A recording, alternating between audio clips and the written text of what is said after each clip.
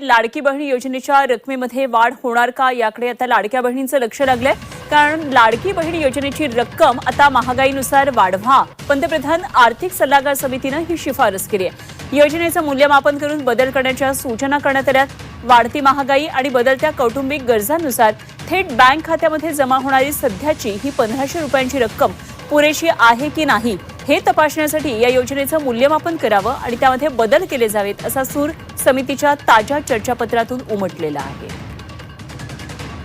या लाडक्या बहीण योजनेमध्ये आता लाडक्या बहिणींना आणखी निधी वाढवून मिळणार का याकडे लक्ष असणार आहे। पंतप्रधान आर्थिक सल्लागार समितीनं तशी शिफारस केली आहे। योजनेची रक्कम महागाईनुसार वाढवा अशी शिफारस केली आहे। योजनेचं मूल्यमापन करून त्यामध्ये बदल करण्याच्या सूचना केलेल्या आहेत। महागाई वाढत चालली आहे, बदलत्या कौटुंबिक गरजाही आहेत आणि थेट बँक खात्यामध्ये जमा होणारी सध्याची 1500 रुपयांची रक्कम पुरेशी आहे का नाही हे तपासण्यासाठी योजनेचं मूल्यमापन करावं आणि त्यानुसार बदल केले जावेत असा हा सूर होता। तर लाडक्या बहिणींसाठी एक आनंदाची बातमी आहे, कारण 2 आठवड्यामध्ये हप्ता मिळण्याचा अंदाज आहे। पुढल्या 2 आठवड्यामध्ये हप्ता मिळण्याचा अंदाज वर्तवला जातोय। ई-केवायसी केली नाही त्या महिला मात्र अपात्र होणार आहेत। ई-केवायसी करण्यासाठी 30 एप्रिलची अंतिम मुदतवाढ दिलेली गेली होती, त्यामुळे आता ज्यांनी केवायसी केलेली नाही त्या मात्र अपात्र होणार आहेत। यंदाच्या वर्षासाठी 28,000 कोटींची तरतूद सरकारनं करून ठेवली। मुख्यमंत्री माझी लाडकी बहीण योजनेला आता 2 वर्ष पूर्ण झाली आहेत। लाभार्थ्यांच्या खात्यामध्ये जूनचा हप्ता जमा होणार आहे। ही योजना राज्यातील महिलांसाठी मोठा आधार ठरल्याची भावना महिला आणि बालविकास मंत्री आदिती तटकरे यांनी व्यक्त केलेली आहे। निकष न पाळल्यानं तब्बल 81 लाख महिला अपात्र ठरल्यात। लाडक्या बहिणींसाठी ही खरं तर खुश खबरच म्हणावी लागेल। जो हप्ता आहे तो आता लाडक्या बहिणींच्या खात्यामध्ये लवकरच सरकारकडून जमा केला जाणार आहे। केवायसी न झालेल्या लाडक्या बहिणींसाठी अत्यंत महत्त्वाची बातमी आहे। ज्यांची केवायसी बाकी आहे त्यांना पुन्हा संधी देण्यास सरकारची तयारी आहे। ज्यांना केवायसी करायची असल्यास विंडो ओपन करण्यासाठी सुद्धा तयार असल्याचं मुख्यमंत्र्यांनी सांगितलं। केवायसी अभावी 60 लाख लाडक्या बहिणींचा लाभ बंद झालाय।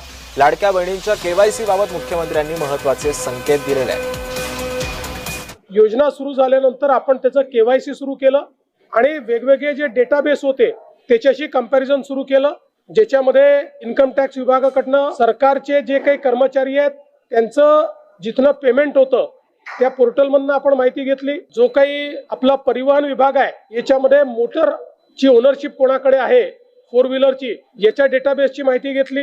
रेशन कार्ड याच्या डेटाबेसची माहिती घेतली आणि ही सगळी माहिती आपण ज्यावेळेस कोलेक्ट केली त्यावेळी असं लक्षात आलं की 5 लाख लोक असे आहेत ज्यांच्या घरी सरकारी नोकरी आहे। 14,000 तर पुरुषच निघाले। जवळपास 10 लाख असे निघाले की ज्यांचं उत्पन्न 2.5 लाखापेक्षा जास्तीचं आहे। अशा वेगवेगळ्या डेटाबेसमध्ये जे लोक अपात्र झाले त्यांना आपण अपात्र केलेलं आहे।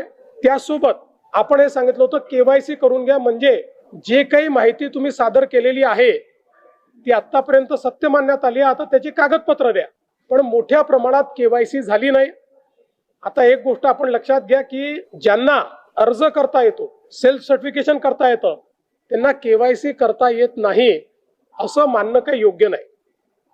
पण जवळपास 9 महिने सातत्याने पाठपुरावा केल्यानंतरही ज्यांनी केवायसी केली नाही ते अर्थातच कुठला तरी एखादा निकष पार पाडत नाही म्हणून त्यांनी केवायसी केली नाही।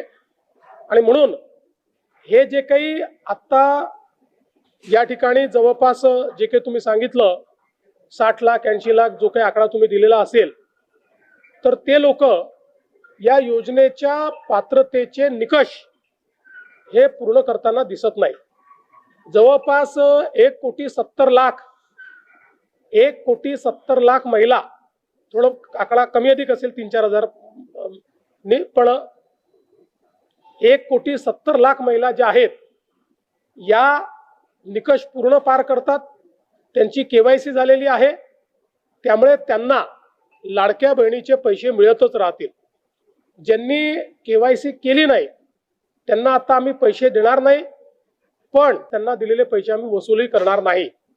मात्र 14,000 ज्या पुरुषांनी पैसे घेतलेले आहेत त्यांच्याकडनं मात्र पैसे हे वसूल केले जातील। त्यामुळे नीट सायंटिफिक प्रोसेसने या सगळ्या गोष्टी केल्या आहेत आणि आजही यांच्यापैकी कोणी जर केवायसी करणार असेल तर आम्ही विंडो ओपन करायला तयार आहोत आणि त्यांना लाभ द्यायला तयार आहोत. आजही ज्यावेळेस आपण जेवढ्या लाडक्या बहिणींना लाभ देतो, देशातल्या कुठल्याही योजनेपेक्षा आजही सर्वात मोठी योजना ही महाराष्ट्राची आहे. आजही देशामध्ये एवढा लाभ 1,70,00,000 कुठलंच राज्य देत नाही जे महाराष्ट्र देत आहे. यानंतर लाडकी बहीण योजनेबाबत एक मोठी बातमी. 80 लाख लाडक्या बहिणी योजनेतून बाद झालेल्या आहेत. ई-केवायसी नंतर या महिलांना अपात्र करण्यात आलेला आहे. ही योजना सुरू राहणार असली तरी ई-केवायसी पडताळणीची मुदत वाढवण्यास सरकारनं स्पष्ट नकार दिलाय. राज्यातल्या लाडक्या बहिणींना धक्का.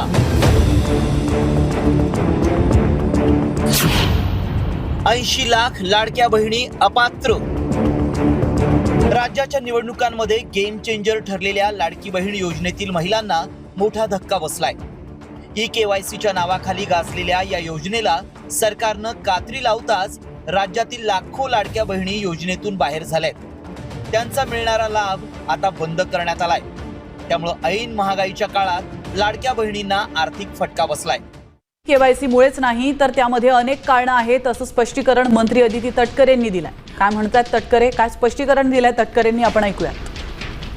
काही आमच्याकडे ज्या लाभार्थी महिला आहेत यांनी विनंती केलेली आहे की त्यांनी ई-केवायसी करून सुद्धा त्यांना लाभ हा बंद झालेला आहे.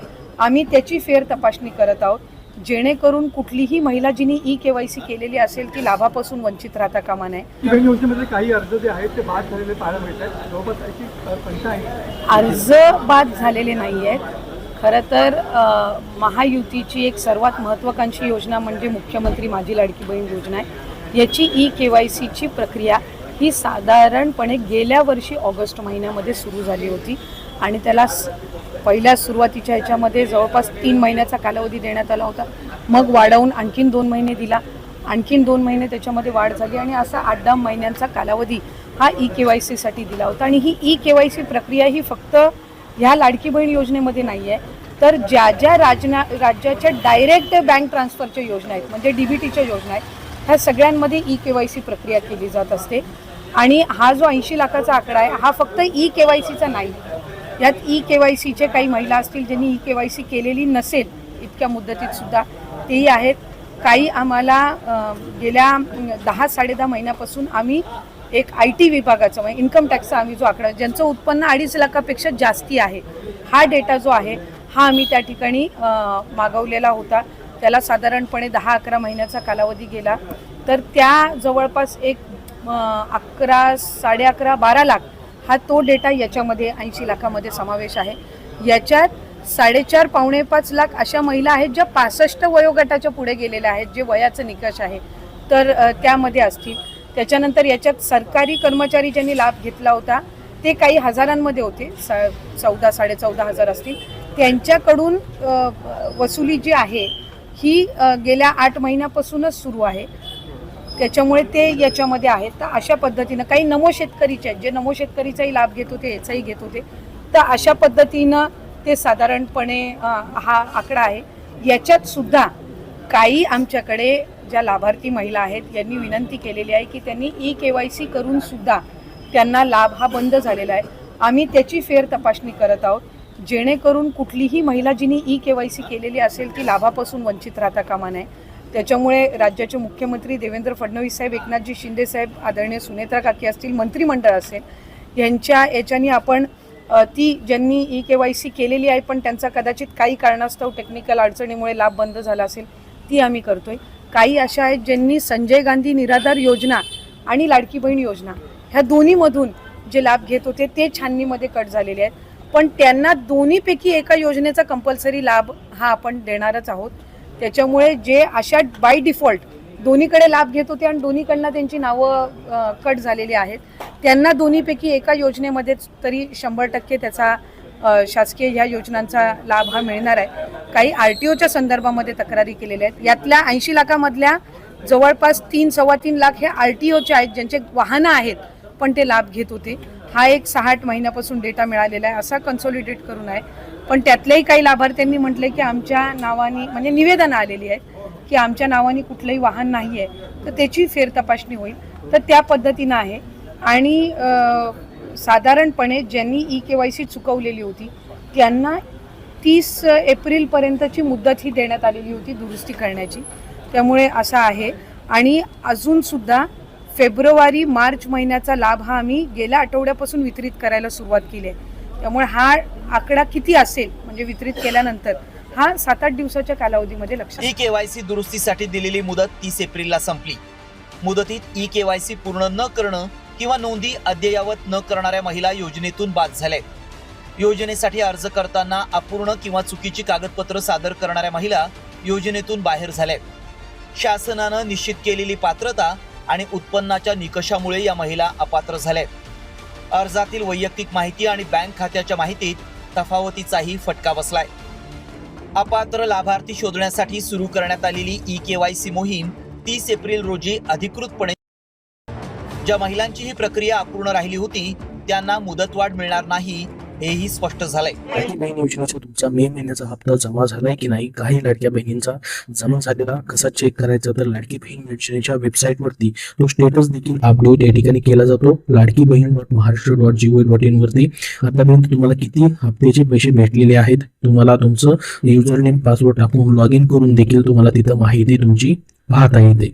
तर मे महिन्याचा हप्ता, त्याच्या मागच्या महिन्याची हप्ते जे आहे त्या ठिकाणी भरपूर साऱ्या लाडक्या बहिणींना, मार्च असेल, एप्रिल असेल, हे देखील काही लाडक्या बहिणींना अजून भेटणं बाकी आहे. बऱ्याचशा लाडक्या बहिणी पात्र असूनही काही लाडक्या बहिणींचे पैसे जमा होताना दिसत नाहीत. तर त्यासाठी तुम्ही विभागाशी संपर्क देखील करू शकतात. तुम्ही खरोखर पात्र असाल तर तुमचे पैसे मिळण्यास अडचण येणार नाही. तर तुमचा जून महिन्याचा हप्ता जो आहे या ठिकाणी लवकरच वाटप केला जाऊ शकतो. जुलै महिन्याचा हप्ता जो आहे या ठिकाणी लवकरच वाटप केला जाऊ शकतो. जुलै महिन्याच्या पहिल्या किंवा दुसऱ्या आठवड्यात देखील हे पैसे मग जमा होऊ शकतात. कारण की मागं जर आपण बघितलं, प्रत्येक महिन्याचा हप्ता जो आहे त्या महिन्यामध्ये न भेटता पुढच्या महिन्याच्या पहिल्या किंवा दुसऱ्या आठवड्यात भेटतो. आणि त्याचा अगोदर GR म्हणजे त्याचा निधी जो आहे प्रत्येक महिन्याचा लाभ देण्यासाठीचा मंजूर केला जातो. त्याचा GR आल्यानंतर या ठिकाणी 8 दिवसामध्ये ही प्रक्रिया जी आहे ती सुरू केली जात आहे.